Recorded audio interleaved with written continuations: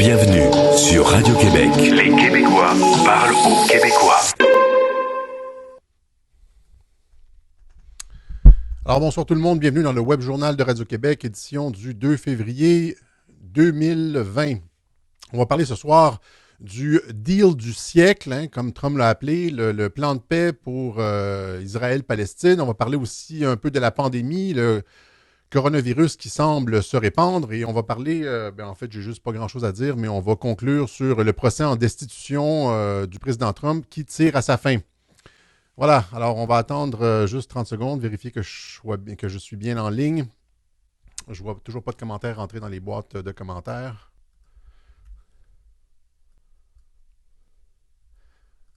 Alors voilà, ça rentre. Alors, c'est ça, une édition chargée aujourd'hui. On va parler un peu du plan de paix. Il y a plusieurs personnes qui l'ont mentionné dans les commentaires, qui m'ont demandé qu'est-ce qui se passe avec le plan de paix. Qu'est-ce que tu en penses, Alexis? Des commentaires un peu moins polis aussi.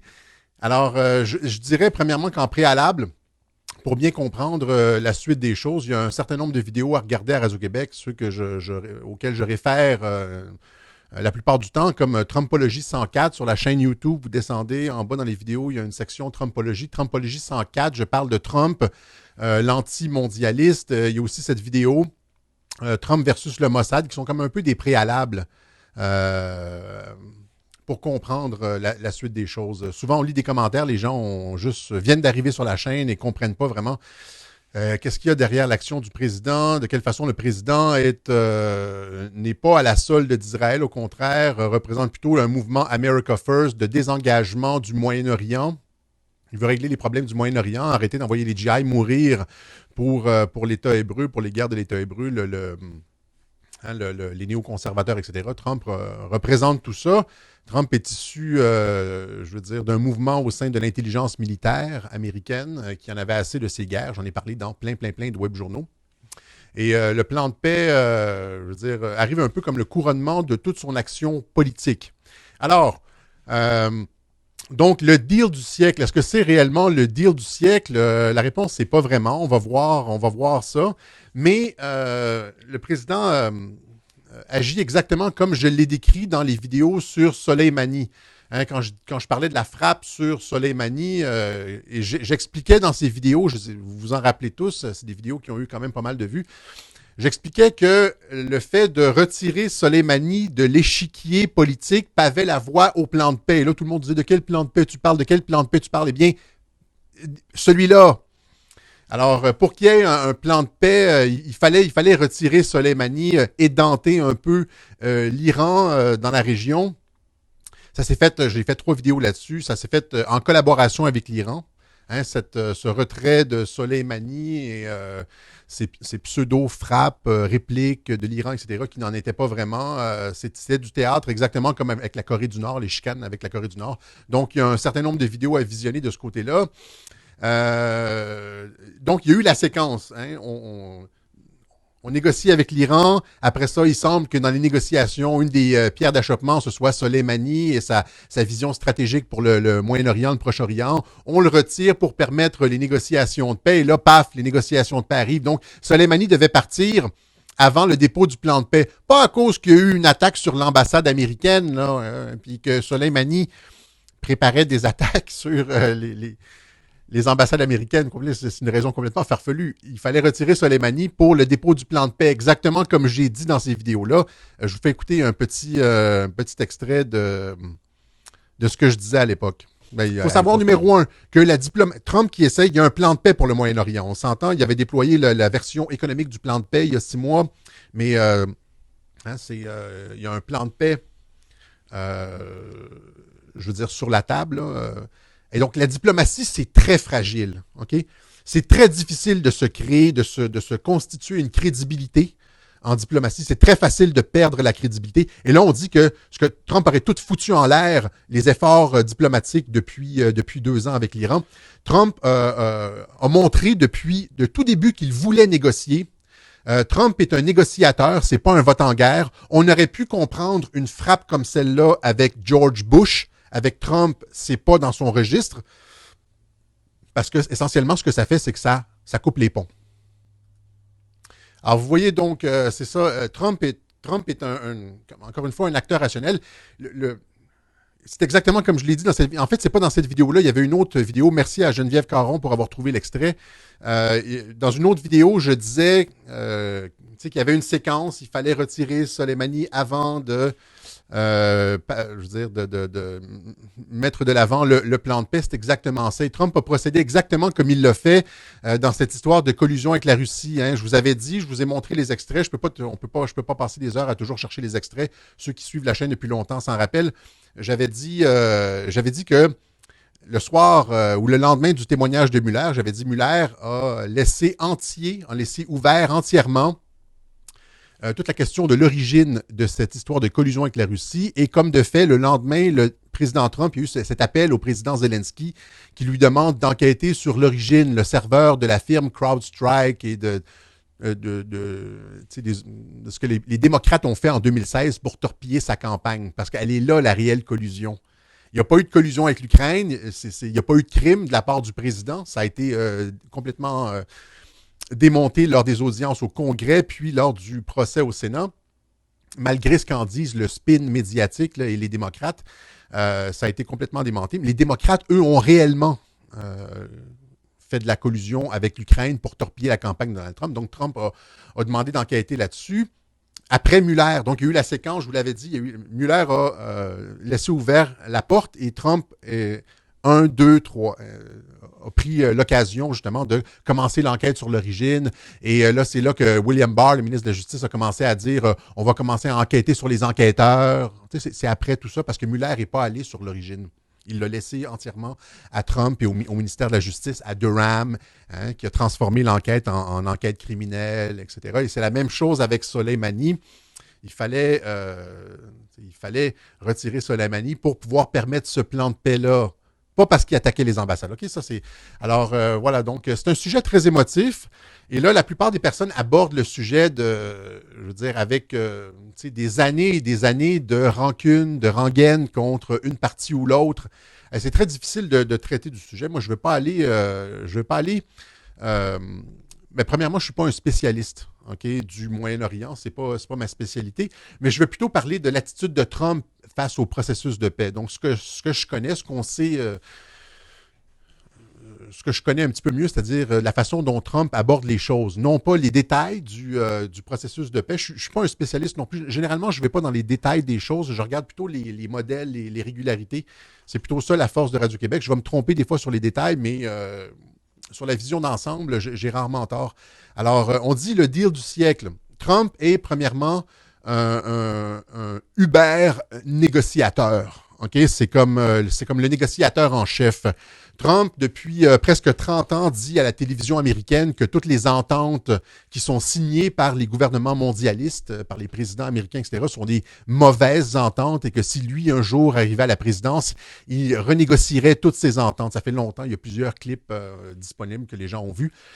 Trump a écrit la Bible de la négociation, c'est-à-dire The Art of the Deal, qui est basée sur l'art de la guerre de Sun Tzu. Alors donc, Trump, c'est un négociateur et c'est ça qu'il a commencé à faire. Dès qu'il est arrivé à la présidence, la première chose qu'il a fait, c'est qu'il a déchiré le traité transatlantique, transpacifique, le TTP ou TPP, l'entente de libre-échange commercial dans le Pacifique, parce que ça allait sortir les jobs des États-Unis, selon la logique mondialiste. Ça allait encore une fois délocaliser. Il est arrivé, il a dit c'est une mauvaise entente, il a déchiré ça, il a déchiré l'accord de Paris, il a renégocié l'ALENA, il a négocié une entente bilatérale avec l'Angleterre pour lui permettre de survivre au Brexit.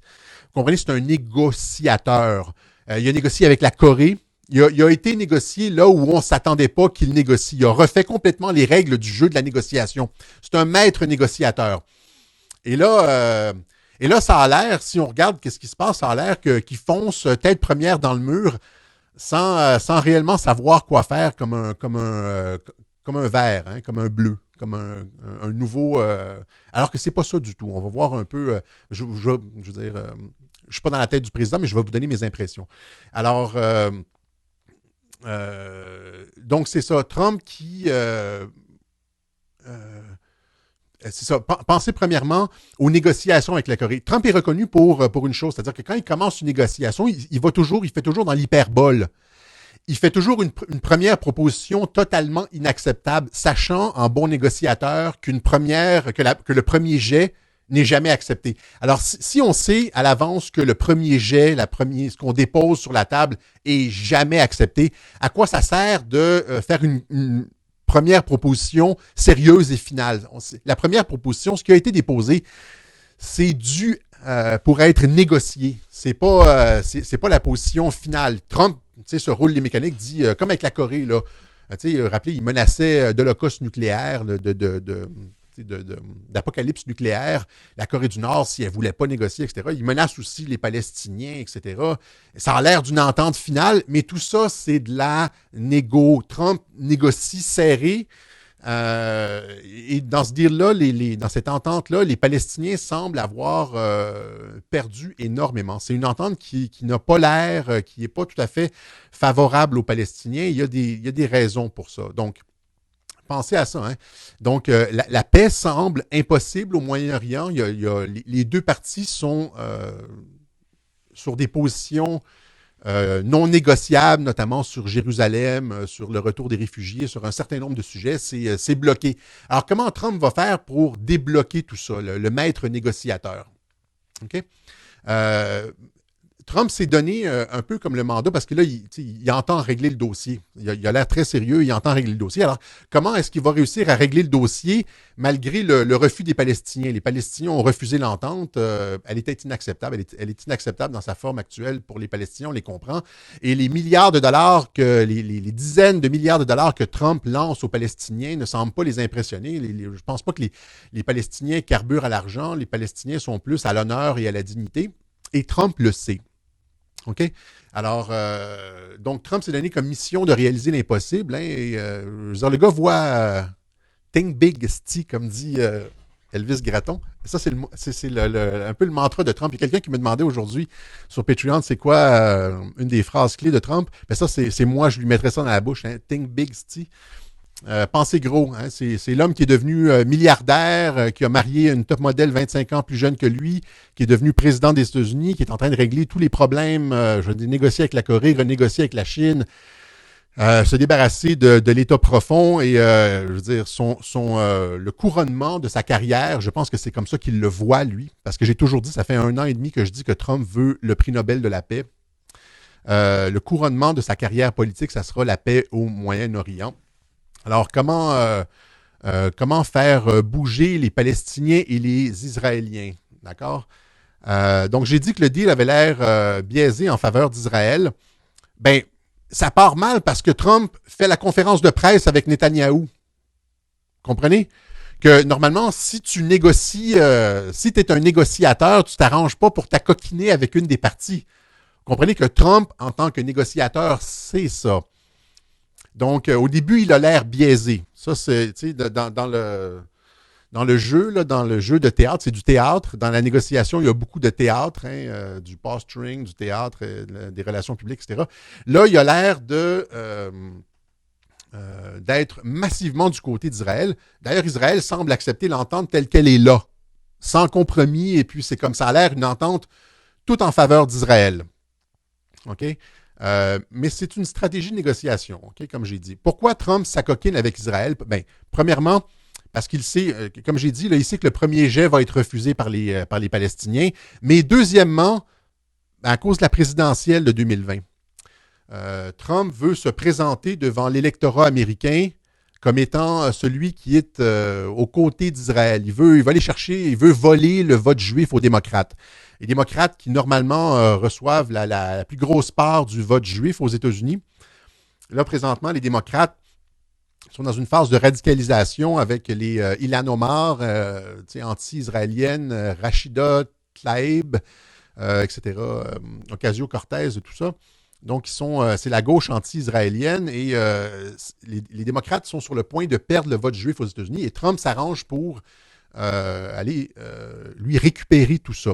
Le vote juif je pense que les Juifs n'ont pas voté pour Trump. Hein, à une très forte majorité, ils n'ont pas voté pour Trump en 2016.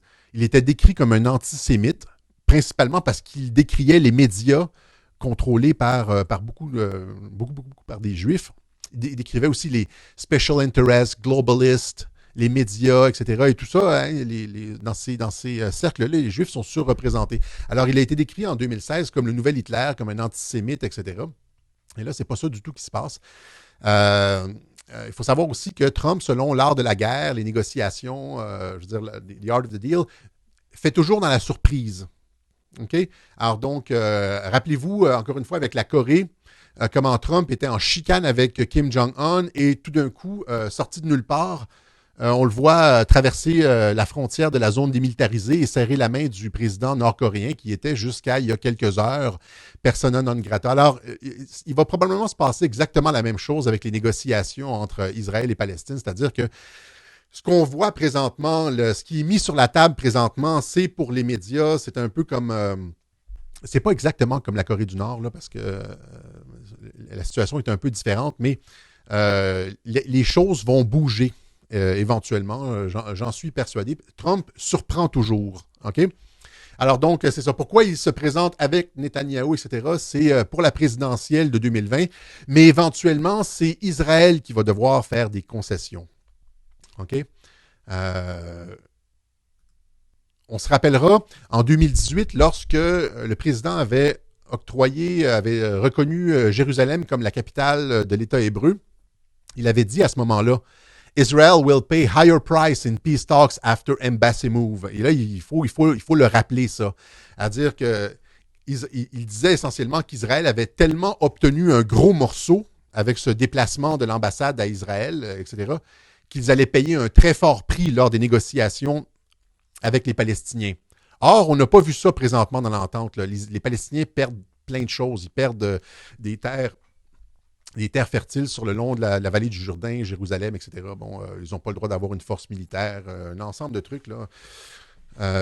Et donc, ils n'ont pas payé. Donc, ce que Israël va devoir payer pour ça, c'est pas encore sur la table. OK? Il dit, in a negotiation, ça c'est dans Times of Israel, in a negotiation, Israel will have to pay a higher price because they won a very big thing. And the Palestinians will get something very good because it's their turn next. Let's see what happens. Alors, Israël a obtenu ça et donc maintenant, c'est au tour des Palestiniens d'obtenir quelque chose de gros. Okay? Sauf que, selon mon analyse, puis là, encore une fois, on regardera ça a posteriori. Je ne suis pas prophète, j'ai ma boule de cristal, mais a posteriori, j'ai l'impression que ce que les Palestiniens vont obtenir, c'est après la présidentielle de 2020. Les négociations commencent maintenant. Il y a des personnes qui m'ont envoyé des liens. Voici le résultat des négociations. Les négociations sont terminées, ça donne ça, et c'est pas ça du tout. On commence le processus. Hein? Donc, ce que les Palestiniens sont dus pour obtenir, ça va venir après la présidentielle. Maintenant, là, il y a il disait, hein, you won one point, you'll give up some other point later in the negotiation. Et ça, je l'ai toujours dit. Israël a obtenu essentiellement le plateau du Golan. Il a obtenu aussi Jérusalem, des gros morceaux. Et Trump, j'ai toujours dit, lorsqu'on me questionnait là-dessus, que Trump est un négociateur et qu'il va utiliser ça comme monnaie d'échange pour faire plier Israël.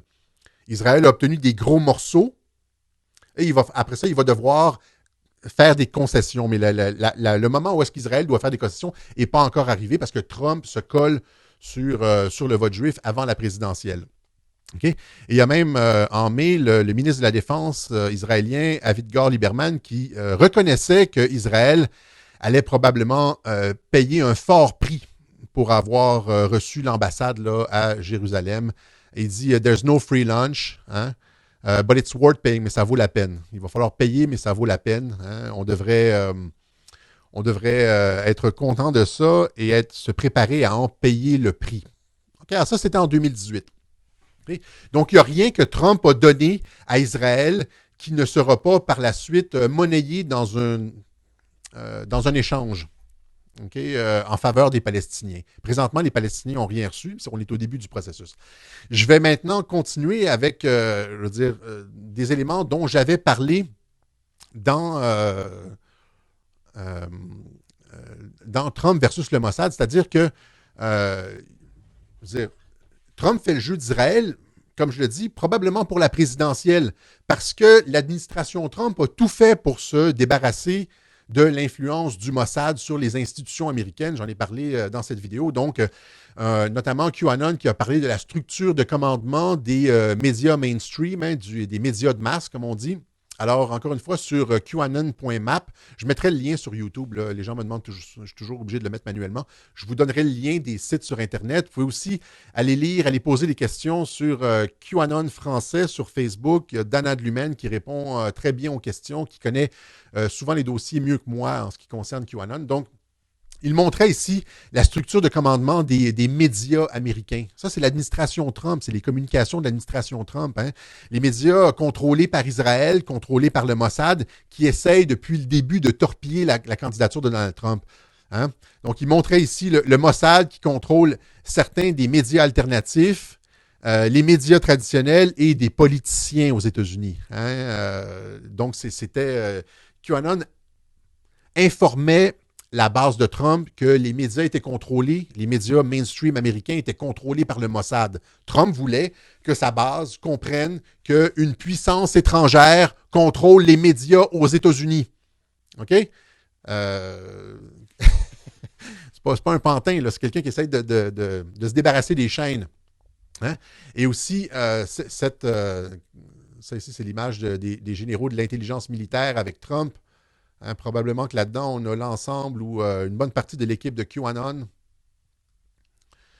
Le message 916 de Q, Saving Israel for Last. Alors, Q qui a dit depuis le début qu'il y avait une séquence dans la politique étrangère du président Trump. Hein, il y avait comme genre Syrie, Corée du Nord. Après ça, il y avait des tweets où est-ce qu'il...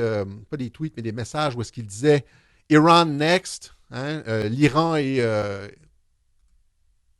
le prochain sur la liste. Et en vert ici en bas, We are saving Israel for last. Alors, Israël aussi va devoir payer, faire des concessions. Vous comprenez qu'il y a une raison pour cet ordre-là, cet enchaînement. L'Iran avant Israël, donc Soleimani avant le plan de paix, etc. Il y a une séquence logique à tout ça. Et tout ça se déroule selon exactement selon le plan du président. Ouais. Maintenant, qu'est-ce que Trump a comme monnaie d'échange contre Israël pour les faire plier à la dernière minute? Ben, il y a le fait que les militaires, l'intelligence militaire américaine est bien au courant, au-delà de ce qu'en disent les médias et certains think tanks, là, qu'Israël n'a pas été toujours le meilleur allié des États-Unis, n'est-ce pas? Notamment lors de cette attaque contre le USS Liberty, on a essayé de faire passer ça sur le dos de l'Égypte. J'en ai parlé à plusieurs reprises là, pour faire entrer les États-Unis en guerre contre l'Égypte. C'est un false flag, une opération sous faux drapeau menée par Israël contre les États-Unis pour les faire entrer en guerre. On n'a qu'à penser au 11 septembre. On n'a qu'à penser à l'opération al-Baghdadi, l'État islamique. Vous comprenez? Il y avait toutes les vidéos de l'État islamique étaient quasiment produites, en tout cas mise en ligne par un site de défense israélien qui s'appelait Site, S-I-T-E, une certaine Rita Katz. L'État islamique, là, contre lequel les Américains se sont battus, les Américains qui sont morts, hein, donc pilotés par la CIA et le Mossad. J'en ai parlé lors de la mort de al-Baghdadi. Et aussi, finalement, Jeffrey Epstein, qui était probablement l'espion israélien numéro 1, peut-être numéro 2 aux États-Unis, avec cette opération de chantage politique que Trump a démantelé. Donc, Trump a démantelé tout ça. Quand il a arrêté Epstein, il y a eu tous les documents. En arrêtant al-Baghdadi, il l'a dit dans sa conférence de presse. On a tous les documents on a trouvé là, dans sa forteresse, dans sa cachette, tous les documents sur l'origine et la création de l'État islamique. Vous comprenez qu'ils le savent. Là. Et Trump aussi a dit qu'il allait déclassifier les documents du 11 septembre. Ça implique Israël. Et là, demandez-vous pas pourquoi le Mossad et Israël ont tenté depuis le début de torpiller QAnon et le président Trump. Je ferai à un moment donné un spécial sur une émission peut-être sur la façon dont Israël, en utilisant ses relais dans les médias alternatifs, a tenté de torpiller les communications du président QAnon là, afin de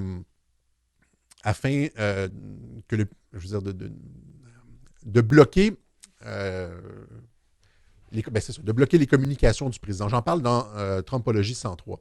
Alors, le Mossad qui a été actif contre le président, c'est parce que, ben oui, ils savent que le président est issu d'un mouvement au sein des forces armées américaines qui veut retrouver sa souveraineté. Puis là, ils ont énormément de merde contre Israël. Ils ont la merde Epstein, ils ont la merde al-Baghdadi, ISIS, ils ont la merde 11 septembre, et ainsi de suite jusqu'au USS Liberty. Israël n'a pas été le meilleur ami des États-Unis. Ils vont devoir payer au sens je veux dire, probablement au sens de les faire, de les forcer à signer une paix au Moyen-Orient. C'est comme ça que je le vois. Je l'ai toujours dit, ils ont la merde sur Israël et donc ils vont être capables d'exercer de la pression lors des négociations au Moyen-Orient. Voilà. Alors, donc c'est ça. Donc, essentiellement, c'est ce que j'avais à dire sur le deal du siècle. Ce n'est pas le deal du siècle, c'est un deal qui est mauvais c'est une entente qui est mauvaise pour les Palestiniens. C'est un premier jet. Le premier jet est toujours rejeté. Trump le sait. Sachant que c'est toujours rejeté, Trump a préféré, en faisant un calcul politique, donner pas mal tout, faire toutes les concessions voulues par Israël pour aller chercher le vote juif lors de la présidentielle de 2020. Mais ayant fait énormément de concessions à Israël, Israël va devoir à son tour, il s'est peut-être d'ailleurs entendu avec Netanyahou là-dessus, dans le genre, OK, tu me laisses, après ma réélection, tu vas devoir faire des concessions. Et aussi, mais en plus, ils ont en plus, en termes de monnaie d'échange, tout le passif qu'Israël entretient, tout le passif qu'Israël a face aux États-Unis. Voilà. Alors, on va en passer maintenant. J'espère que ça explique un peu. Là, je ne suis pas allé dans les détails du plan. Je pense qu'il est désavantageux pour les Palestiniens. Mais c'est un premier jet. Les gens s'affolent sur la toile. Non, c'est de la négociation. OK? Voyez ça comme ça. Trump, c'est un négociateur. Alors, maintenant, une dernière chose. Je voulais juste dire, là, c'est sur une note moins le fun. La Barbotte est retournée au studio et a recommencé à m'attaquer. J'ai eu des attaques personnelles. Je pensais qu'on avait enterré la hache de guerre. Là, il est retourné au studio et a recommencé à se moquer de moi, etc. Sachant que la Barbotte a toujours eu tort sur toutes ses prédictions en ce qui concerne les États-Unis. Je parle de Ken Pereira, là. Ken qui nous assurait qu'il y avait une vraie chicane entre Trump et Jeff Sessions. Là, maintenant, Jeff Sessions est dans la course au Sénat pour les républicains et appuie Trump. Là. Il voulait qu'on croie qu'il y avait une vraie chicane avec Jeff Sessions. Il nous disait que Mueller allait destituer le président. Il me doit d'ailleurs un souper aux reines Élisabeth. Après ça, il a dit que le témoignage de Mueller allait être explosif, alors que ça a été un no-show incroyable devant le Congrès. Il disait que Jeffrey Epstein n'allait jamais être arrêté, etc. Ce gars-là a eu tort sur toute la ligne. Il y a à peu près un dossier aussi fiable que CNN. Mais André continue à l'inviter au studio. Et là, maintenant, il a recommencé à me réattaquer. Alors, ce gars-là est mal élevé, premièrement. Moi, je ne fais pas ça, j'attaque personne. Okay? Ken, c'est un gars mal élevé. C'est ce que je pourrais dire. Je pourrais dire bien plus, mais Ken est mal élevé. Et je vais te dire, André, si tu continues à donner une tribune à Ken pour qu'il m'attaque, si on recommence comme l'année dernière, je ne retournerai jamais au studio. OK? Alors, c'est ça. Donc, moi, ça ne m'intéresse pas des chicanes comme ça, puis ça ne m'intéresse pas non plus c'est pas pour ça que je suis dans les médias alternatifs, etc. OK? Alors, voilà, André, si tu veux qu'on continue à travailler un jour ensemble, arrange-toi avec Ken, parce que moi, ça ne m'arrange vraiment pas sa façon de faire, les attaques personnelles et tout. Là. En tout cas, voilà. Je suis désolé de cette petite mise au point, il fallait que je le fasse. Merci à Ronaldo Mazzoleni. Merci beaucoup, Ronaldo. Merci à José Nicolas Binette. Merci à Claire Cahouette. Merci, Claire. Merci à Anne-Marie Rissy. Merci à Claude Guimont, Henriette Gagnon, Big Nick, Mario Christian Dallaire, Michael Turmel. Merci à Kamel Cassi. Merci à Régent Turcotte, Benjamin Mancinelli, Michel Ross, Elistir, Suzanne Labelle et Éric Huard. Merci à tout le monde qui contribue à Radio-Québec. Je veux aussi remercier le monsieur qui m'a envoyé cette cette lettre manuscrite qui voulait rester anonyme. Alors, merci beaucoup à M. X. Voilà. Alors, on est rendu dans la section questions-commentaires. En fait, je vais vous donner les contacts. Alexis Cossette-Trudel, casier postal 32017 Saint-André, Montréal, Québec, H2L 4Y5. Sur PayPal, www.paypal.me/Alexis Cossette et sur Interac, virement Interac, Alexis Cossette-Trudel1@gmail.com. On va remercier Geneviève Caron qui a fait de la recherche pour nous. On va remercier Alixator, je pense, en France, les modérateurs, Melvin Rocky, Joby Joba, Truthwin, il y avait Truthwin aussi, ça fait un bout qu'on ne l'a pas vu, et aussi Rodi Le Cid. Merci à tous ceux qui sont dans l'équipe de Radio-Québec. Voilà. Alors, questions, commentaires, tout le monde? Ton avis sur David Icke? Aïe, aïe, aïe, aïe, aïe. Je pense que... Aïe, aïe, aïe. Je veux pas... Il y a des trucs intéressants qu'il dit. Je veux pas jeter tout le bébé avec l'eau du bain, mais des fois, il est comme complètement à côté de la traque. Je pense que sur Trump, il est complètement à côté de la traque. Il n'a pas entièrement tort sur tout ce qu'il dit. Je veux, encore une fois, c'est comme ça pour beaucoup de personnes sur Internet. C'est-à-dire que si vous me posez des questions, aimes-tu un tel? Qu'est-ce que tu penses d'un tel? La plupart du temps, il y a du vrai dans ce que les gens disent. Et j'ai une opinion partagée sur à peu près tout le monde. La seule chose que j'accepte pas, c'est quand j'ai l'impression que quelqu'un me manipule. Quand il y a c'est comme un menteur, là. Tu sais, quelqu'un me passe un savon, quelqu'un Et il s'est passé ça avec Alex Jones. Je me suis rendu compte que le gars avait tenté de nous manipuler, de nous passer un savon sur QAnon. Et là, j'ai tiré la plug, je ne l'ai plus jamais réécouté. Quand je me rends compte que qu'on essaye de m'avoir, là, que quelqu'un est malhonnête, je coupe les ponts et je ne pardonne plus. Ça, c'est. J'ai pas senti ça avec David Icke. OK? C'est ça. Disons que c'est comme. Je suis très, très, très tolérant. Puis, mais à un moment donné, quand je me rends compte là, là, je tire la plug, c'est très difficile de regagner la confiance après ça. Que penses-tu de Macron? Va-t-il durer? Je pense qu'il va terminer son quinquennat, oui. Je pense pas. Je pense qu'il va terminer son quinquennat. Il va tout faire, à moins qu'il y ait une guerre civile et des centaines de morts, là. Je pense qu'il va terminer son quinquennat. Ça donne quoi de salir quelqu'un, exactement? Moi, je veux dire, écoutez, moi, je fais ma petite affaire, hein, je tape sur les médias qui nous mentent. C'est à peu près tout ce que je fais. Je m'attaque à personne, moi.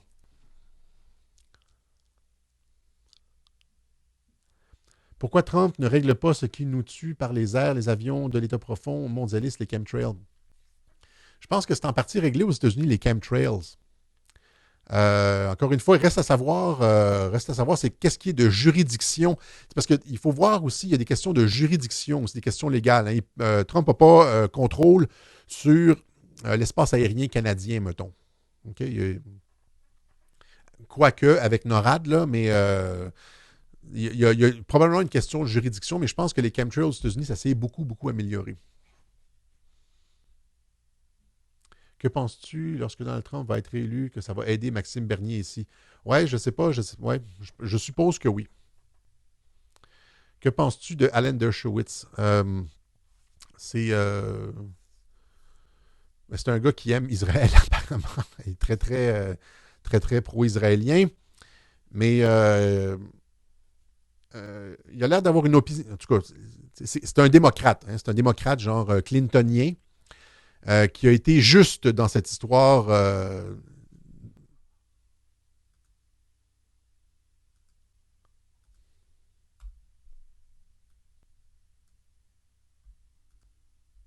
Ah, je pense qu'on vient de perdre Facebook, on vient de perdre YouTube.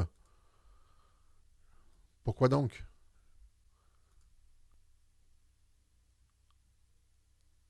Ah, on vient de perdre YouTube. Alors, on est juste sur Facebook, sur Twitter et tout ça. Est-ce que je suis encore en onde? Je suis supposé être encore en onde. En tout cas, alors on va se quitter là-dessus, tout le monde. Désolé pour désolé pour les personnes sur YouTube là, qui nous ont quittés. On se laisse là-dessus. Puis on se donne rendez-vous dimanche prochain. YouTube a planté, c'est ça.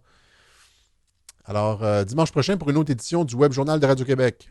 Salut la gang!